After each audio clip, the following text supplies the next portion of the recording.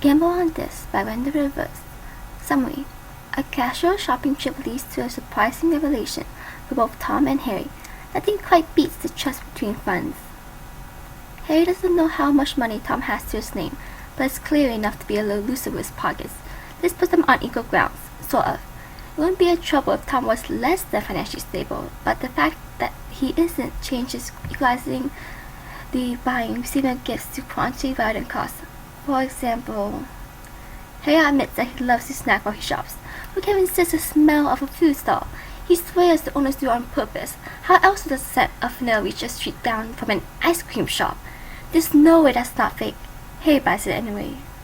So, on the not rare occasion that he and Tom share a bite to eat, Harry's all about sharing. Food is so much better when he's not alone. They don't split the cost with coins. Tom just makes sure to buy next time when he sees something he likes, or Harry does, and it's all good. Sometimes they end up eating more than they buy, yeah, but if he doesn't know how to enjoy life's simple pleasures, how can he enjoy life at all? It's the little things. Clearly, gold isn't the greatest thing in the world. It's all about the food and drink. Harry doesn't know how he's not fat yet, but he's not going to question it. Cider? Tom asks, passing him his tankard. Ah, the convenience of magic, to have a clean cup wherever one goes. This, Harry thinks, is true luxury. He takes a drink. Pretty good. Did you get the store name? Tom hums. I'll buy a beer next time. A small drink before dinner. Tom nods approvingly. Good idea. Tea for digestion after. Cider to warm up before. Fesses back the tankard. Slytherin Marketplace is not the only market in Hogwarts. It's just the largest. For the common goods, it's fine to stay within one's own district, but anything a bit out of the ordinary calls for a trip to Slytherin. Harry likes buying his groceries here. It's totally not for the snacks. Some vendors can only be found here. Other stores, like the one Tom bought his cider from, have storefronts in one of the 4 districts. They advertise their business in Slytherin Marketplace, selling a small selection of their most popular goods with the intent to attract customers back to their usual location. It's definitely a very good plan, but there's a ton of requirements in place to stop Harry from touching it. Hedwig's isn't old enough for one. He also comes to the shop for ingredients, just the common stuff I can't be bothered to drive for. One of the skills he picked up over time was asserting the magical quality of an item. An open marketplace is the best place to pick and choose. The loss isn't too much for confidence. Harry blinks, posture straightening as yet another pair of guards walk by. That is an unusually high amount today. Slytherin Marketplace is well protected, of course, but the patrol was never this vigorous. Curious, Tom breathes, directly to his ear. He can smell the sweet scent of the cider they both drink. Harry flinches and pointedly moves away. Tom continues walking as if that's not odd at all. Curious about what? What you thinking about? He resists the urge to turn around and look. That rhymes with bored? A little. You know something about it? Tom smiles. Only if you're interested. For a price? No, he says. It's not significant enough to earn a price. Harry considers. Clearly whatever's up is important enough to move the guards, but he hasn't heard any announcement either. Maybe it's just a security measure? I'm all ears then, he finally says. Word on the street is that there's a little thief on the run, Tom says, dropping his voice to a low murmur. He knows that Harry doesn't dare to put up a privacy barrier. A small one, naturally. Not so big of a deal to ever strike Slytherin, but the fellow was a little active in Hufflepuff, targeting the magic list stores. Well, Hufflepuff the district does have the highest number of mundane, so it makes sense, but it puts the audience in a rather bad mood. Harry frowns. That clearly points to a mundane thief as well. Someone who couldn't use magic obviously wouldn't be able to break down magic security systems alone. There were complaints then. Quite. But the thief has disappeared. Hasn't struck in a good week and a half. Still. It would look bad if Hogwarts didn't react, right? Harry finishes. Precisely. Somewhere during the conversation, the pace has slowed. Harry speeds up again when a rude woman pushes past them, grumbling how they should have went elsewhere if they wanted to stroll. Well, Harry begins quietly. It shouldn't matter for Hedwig's. War stores made from the golden resting grounds are no joke, and I'm confident in my rune work to survive nothing less than an army. A single war stone couldn't hold up against a corps of sorcerers after all. Actually, maybe it could if it was a proper size, but it would have to be massive. There would be no point in calling it a war stone. Tom hums, somewhere between smug and proud. Naturally. Harry flushes. Something about the way Tom said that, utterly confident and sincere. It was warms from inside. It's not like he's not used to compliments. People tend to compliment him when he is scared for their lives. But it's Tom. It's like comparing the words of a stranger to a friend. No, that's exactly what it is. Everyone else was practically a stranger before, and Tom is someone he values. It's different. It makes him happy in an unexpected way. Clears his head of thought for that small second. Speechless. It makes him speechless, and he doesn't dislike it. Tom stops walking.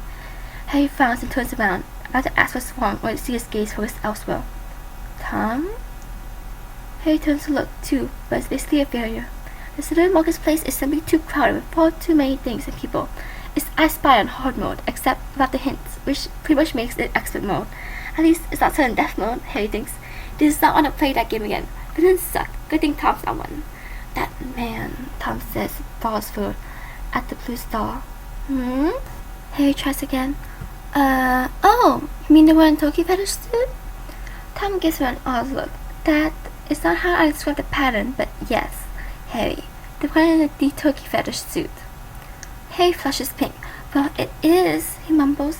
It's brown. It's got sort of stripes. Its cuffs are black and its bottom is white. What else do you want from me, Merlin? Yes, dear, Tom says with a laugh.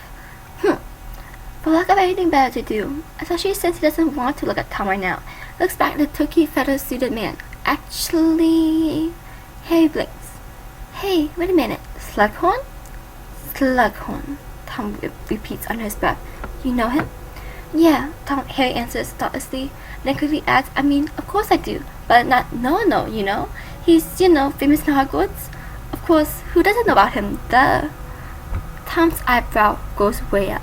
Do enlighten me, if you please, he drawls. You know the Grand Library? He's a good head librarian, Harry replies. But, he's got a pretty deck portfolio, too. Being Scotia's official magic advisor. Advises the king and all that stuff. Most sorcerers know him by at least that. His specialization is perfect for it. What's his specialization? Information, he answers, almost as if he long ago memorized it. Well, memorized. Harry supposes it counts? Hogwarts is more of a friend type of deal. He's never spoken to that man personally, after all, but there are times when he's had to do business with the so-called trivia wizard. Slughorn's definitely not a man many could afford to have a bad relationship with. Tom says. Harry wonders under what situation Tom knew about him, if he doesn't know those things. It's not his right to pry, but he is curious, so he asks, do you recognize him from somewhere? Tom pauses. He helped me once, he says slow. Seemed friendly. Oh, yes, he's not a cruel man, Harry says with a small laugh. He wouldn't be close friends with Al, thinking if he was. So far he's been as fair as the fairest magic advisor Scotia's had, so we got that going for us. I wouldn't say he's entirely unbiased, but, well, his Majesty is a sorcerer, too. He said that. Tom doesn't reply. Instead, he says, what's next on the list, and starts to walk away. Harry shrugs and follows him. Sepia roots, which could have probably been found with singing flowers, running out of stock for potions.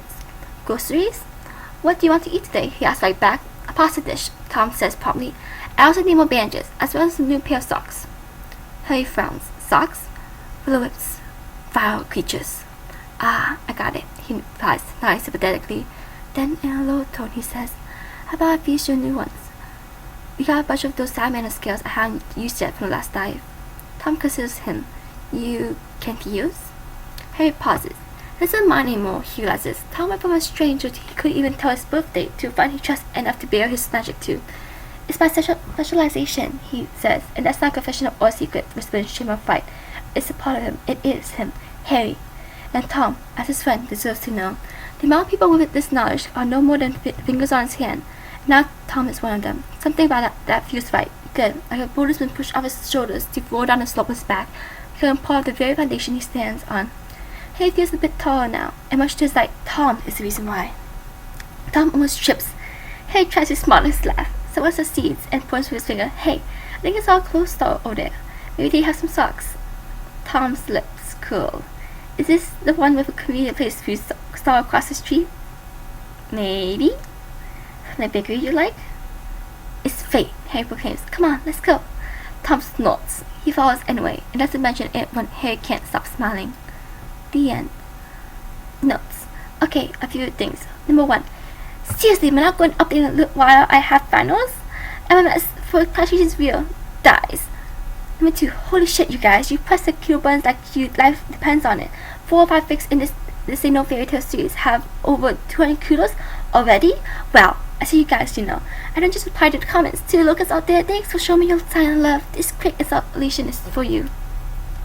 Number 3. If I rename myself as Tag Domestic Fluff instead of RenderedReversed, I see you don't think anyone will notice. Number 4. Kinda ties in 3. Dude. I looked away for just a few minutes and somehow these guys are already in a comfortable marriage of 10 plus years. I can't answer how that happened, but I am with my hands together in malicious glee because I'm enjoying for myself and doing the things backwards. Yo, it's a happy ending though, don't worry you peeps. Edit. What the fuck, guys? 180 crews at 600 hits? I'm not over here. Thanks so much.